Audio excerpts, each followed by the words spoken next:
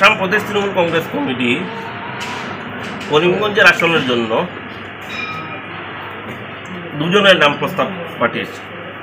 একজন হচ্ছেন আমাদের নেত্রী মাননীয় সুস্মিতা দেব মহাশয়া, আর আমি বদরুল ইসলাম বড়ভূইয়া। তো আমি জানি না দল কাকে পছন্দ করবে, দল কাকে টিকিট দেবে। তো দল যদি আমাকে টিকিট দেয় তো ঠিক আছে, আমি তো ফাইট করব দলকে নিয়ে। তৃণমূল কংগ্রেসের দলীয় পতাকা উত্তোলনের মাধ্যমে দলের 25তম প্রতিষ্ঠা বার্ষিকী পালন করলেন করিমগঞ্জের তৃণমূল কংগ্রেস দলের কর্মকর্তারা। এদিন করিমগঞ্জ শহরের মাইজডিহিস্থিত দলের জেলা সভাপতি আইনজীবী আব্দুল রশিদ আহমদের বাড়িতে পতাকা উত্তোলনের পাশাপাশি এক কর্মী সভার আয়োজন করা হয়েছিল। সেই সভায় উপস্থিত ছিলেন তৃণমূল কংগ্রেসের প্রদেশ কমিটির সদস্য তথা করিমগঞ্জ লোকসভা আসনের মনোনয়ন প্রত্যাশী বদরুল ইসলাম বড়ভূইয়া। তিনি এদিন উপস্থিত সকল কর্মীদের উদ্দেশ্যে বক্তব্য রাখতে গিয়ে তৃণমূল কংগ্রেসের আদর্শ নিয়ে কথা বলার পাশাপাশি আগামী দিনে দলকে আরো কিভাবে এগিয়ে নিয়ে যাওয়া যায় সেই সব বিষয় নিয়ে আলোচনা করেন। এদিনের এই সাংগঠনিক আলোচনা সভা শেষে বদরুল ইসলাম সহ অন্যান্য সাংবাদিকদের সামনে নিজেদের প্রতিক্রিয়া ব্যক্ত করেছেন। পাশাপাশি করিমগঞ্জ লোকসভা আসনের বিষয়ে বিভিন্ন মন্তব্য করেছেন করিমগঞ্জ লোকসভা আসনের মনোনয়ন প্রত্যাশী বদরুল ইসলাম বড়ভূইয়া। আজকে এখানে আমরা সমবেত হয়েছিলাম যে আমাদের অল ইন্ডিয়া তৃণমূল কংগ্রেস কমিটির তৃণমূল পার্টির 25তম বার্ষিকী উদযাপন করার জন্য। তৎসঙ্গে আমাদের দলীয় স্ট্র্যাটেজি প্ল্যানিং কিছু ছিল, ওগুলো আলোচনা করার জন্য। তো কথা হলো, আপনারা নিশ্চয়ই জানেন তৃণমূল কংগ্রেসের ইতিহাস। তৃণমূল কংগ্রেস একটা সংগ্রামী দল, জনগণের হয়ে সংগ্রাম, অন্যায়ের বিরুদ্ধে সংগ্রাম, ন্যায়ের জন্য সংগ্রাম, হকের জন্য সংগ্রাম। আর তৃণমূল কংগ্রেসের অন্যতম এক স্লোগানই হলো লড়াই লড়াই লড়াই চাই, লড়াই করে বাঁচতে চাই।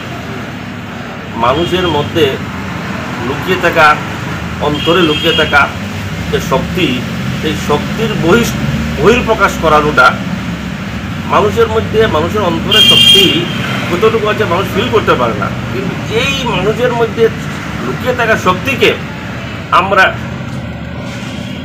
একটা সামগ্রিক শক্তি হিসেবে রূপান্তরিত করে অন্যায়ের বিরুদ্ধে লড়ে যাওয়া তৃণমূল কংগ্রেসের অন্যতম এক লক্ষ্য। সেই লক্ষ্য সম্পর্কে আমরা আলোচনা করেছি এবং আমাদের কর্মীদেরকে আমাদের তৃণমূল কংগ্রেসের লক্ষ্য এবং উদ্দেশ্য, আদর্শ সম্পর্কে আমরা আবার আলোচনা করেছি। এবং আমরা এটুকু বলতে পারি যে তৃণমূল কংগ্রেস করিমগঞ্জ, হাইলাকান্দি তথা বরাকে এক অন্যতম শক্তিশালী দল। এখনও কিছু মানুষ হয়তো, কিছু দল হয়তো আমাদেরকে নিয়ে মন্তব্য করে যে আমাদের সাংগঠনিক শক্তি বা সাংগঠনিক দিক দুর্বল।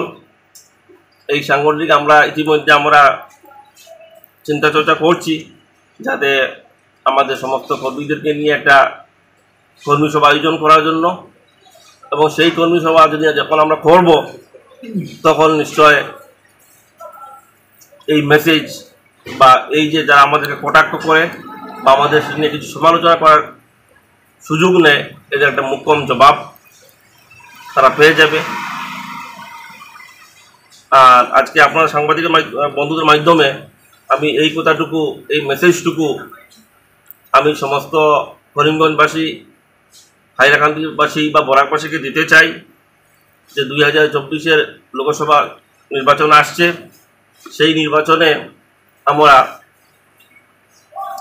জাতি, ধর্ম, বর্ণ নির্বিশেষে সবাই এক হয়ে এই সাম্প্রদায়িক বিজেপির বিরুদ্ধে আমরা ঐক্যবদ্ধ হয়ে ইন্ডিয়া জোটকে যাতে আমরা জিতিয়ে দেওয়ার প্রাণপণ চেষ্টা করি।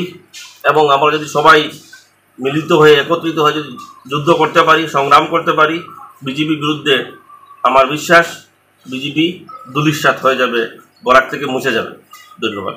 আগামী আসন রয়েছে, দুটি আসনের মধ্যে তৃণমূল কংগ্রেসের কোনো প্রার্থী দাঁড় করানো হবে কি?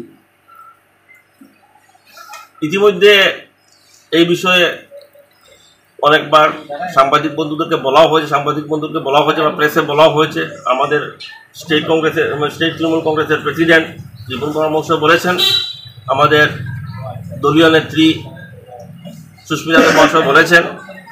তো দেখুন, আমরা আসামে প্রথমে 5টা চেয়েছিলাম, তারপরে 4টা চেয়েছি সিট। তো এবং এই 4টা সিটের মধ্যে আমরা 1 নম্বর প্রায়োরিটি আমাদের হলো করিমগঞ্জ হাইলাকান্দি সমষ্টি, এই সিটটা। তো যতটুকু ডেভেলপমেন্ট হয়েছে ইতিমধ্যে আলোচনা হয়েছে বিভিন্ন পর্যায়ে ইন্ডিয়া জুড়ে বিভিন্ন দলের সহিত বা বিশেষ করে কংগ্রেসের সহিত। তো আমরা এটাই বলেছি যে আমাদেরকে যদি আসামে আর কোনো সিট না দেওয়া হয়, অন্ততপক্ষে যাতে আমরা করিমগঞ্জ হাইলাকান্দি আসন আমাদের জন্য সুনিশ্চিত করা হয়। এবং এই কথাগুলো আমরা আমাদের দলীয় নেত্রী, দলের সুপ্রিমো মমতা ব্যানার্জির সাথেও আলোচনা হয়েছে। তিনিও সেই স্ট্যান্ড দিয়েছেন যে আমাদের করিমগঞ্জ হাইলাকান্দি আসন আমরা রাখতে চাই এবং এটার জন্য আমাদের দলের ফুল স্ট্যান্ড আমাদের থাকবে। আমরা কোনো অবস্থায় করিমগঞ্জ হাইলাকান্দি ছাড়া অন্য কোনো সিটে আমরা দফা বা সমঝোতায় যাব না। যদিও ইন্টারজুট থেকে যদি কোনো তৃণমূল প্রার্থীকে দেওয়া না হয়, তাহলে আপনারা কী করবেন? এখন দেখুন, ইন্ডিয়ার জোট তো ইন্ডিয়ার জোট। আমরা দলের ভিতরে থেকে যতটুকু আমাদের দাবি যতটুকু শক্তিশালীভাবে করা যায়, এর চেয়েও বেশি শক্তিশালীভাবে আমরা করব। তারপরেও যদি দেখা যায় ইন্ডিয়া জোট কোনো কারণবশত এর ব্যতিক্রম কোনো চিন্তা করে, তো জোটের সিদ্ধান্তর বাইরে আমরা তো যেতে পারি না। আমরা জোটের ধর্ম আমরা রক্ষা করব, তাতে কোনো সন্দেহ নেই। এখানে আপনি শুনেন, এখানে রাগডাক করে লাভ নেই। আপনি কার কোথায় ইঙ্গিত করতে চাইছেন? আপনি কমলাকে মধ্যে প্রকাশে কথা বলতে চাইছেন। দেখুন, উনিও আমাদের বরাকের এক সম্পদ, ওনাকে আমরা সম্মান করি, তিনি আমাদের সিনিয়র। কিন্তু তিনি যেগুলো কথা বলেছেন সেইগুলো কথার সঙ্গে আমরা একমত নই, এবং এর অর্থ নয় যে তিনি বলেছেন এবং ওনাকে আমরা কটাক্ষ করে কিছু বলবো, অসম্মান সূচক কোনো কথা ওনার বিরুদ্ধে বলবো, এটা আমরা বলবো না। তবে আমি ওনাকে আহ্বান করতে চাই যে আমরা জোটের ধর্ম পালন করা উচিত। আমরা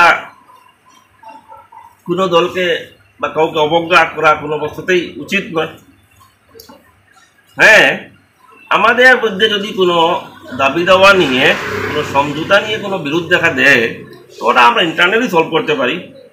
প্রকাশ্যে এসে, প্রেসে এসে একজন আরেকজনকে বলবে, একদল আরেকজনের বিরুদ্ধে বলবে, কটাক্ষ করবে, আমি এই রীতিতে, এই অনুশাসনে আমি বিশ্বাস করি না।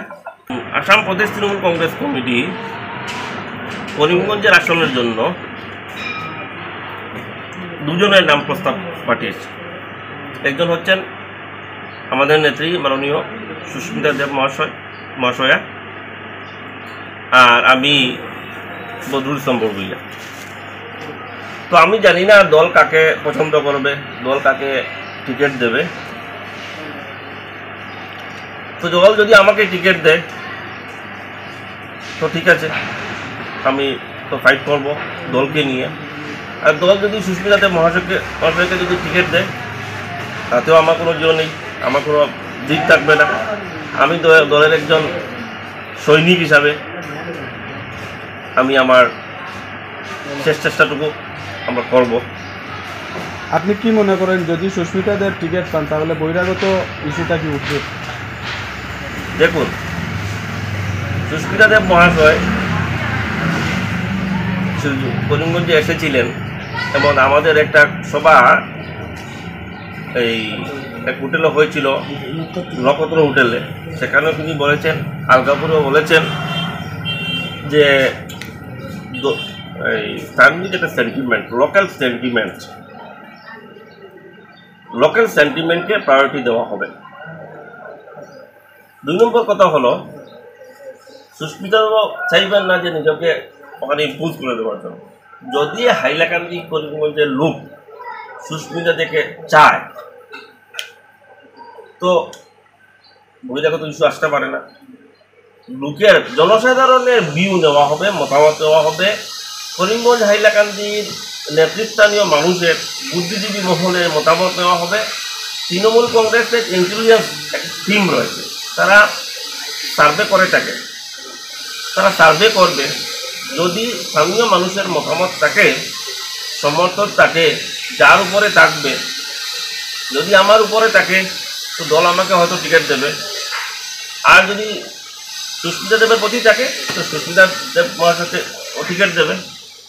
আর তার উপরেও আমাদের দলের সুপ্রিমো রয়েছেন, ওনারা ইন্ডিয়া জোটের উদ্দেশ্য ও লক্ষ্যকে বাস্তবায়িত করার জন্য উপযুক্ত সিদ্ধান্ত নেবেন যে কাকে দিলে, কাকে নমিনেশন দিলে, কাকে প্রার্থী করলে ভালো হবে।